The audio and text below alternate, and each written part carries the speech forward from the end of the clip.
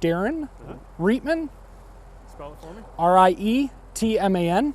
And spell Darren. Darren, D-A-R-I-N. And your title with the Grandville? Sergeant. Okay, with Grandville Police? Yep. All right, so talk about why we're here this afternoon. What are we talking about? All right, we're talking about Michigan's move over, slow down law. And we had a cruiser that was struck this weekend, not once, but it was actually struck twice by people that were going a little too fast for conditions, lost control of their vehicles, as one of our officers was policing another crash scene. And the vehicles that crashed into our cruiser actually lost control, hit a guardrail on the median side of the highway, eastbound I-196 near Chicago Drive overpass. And then they crossed the eastbound lanes of traffic and ended up colliding and crashing into our cruiser. It happened 2 different times, about 20 minutes apart. On the same stop? It was the same crash scene. Yep.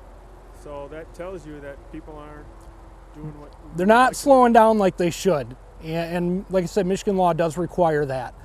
If you can, move over one lane. Give us some working space. Please slow down. Michigan law says 10 miles below the speed limit. If you can do that, just slow down. Give us space. Even on a day like this with it snowing, maybe 60 is too fast.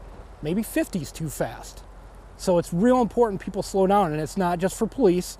It's for fire and EMS crews. It's for the ambulance service.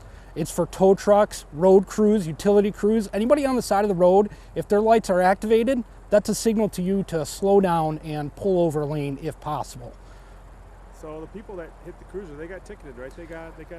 They were not cited. The crash was handled by an outside jurisdiction. So Wyoming Department of Public Safety was gracious enough, helped us police that crash scene that involved our own cruiser while we continued to crash or police the other crash scenes. But what I'm trying to say is there are penalties for... There are penalties. So for violation, you could be cited a civil infraction citation or given a civil infraction citation, which does come with a hefty fine. And then if there's an injury or a death of a first responder on the side of the road, well, now your penalties increase. Could be 2 years in prison, or it could be 15 years if it's a death that was caused by you. So just real important, give us some space to work. We don't like being up there. I can tell you, we don't like being up there. People that are involved in crashes, I guarantee they don't like to be up there. So we're very fortunate that the officer was not in our cruiser when it was struck those 2 different times, and we're thankful nobody else was hurt. So, how much damage was done? Is it still?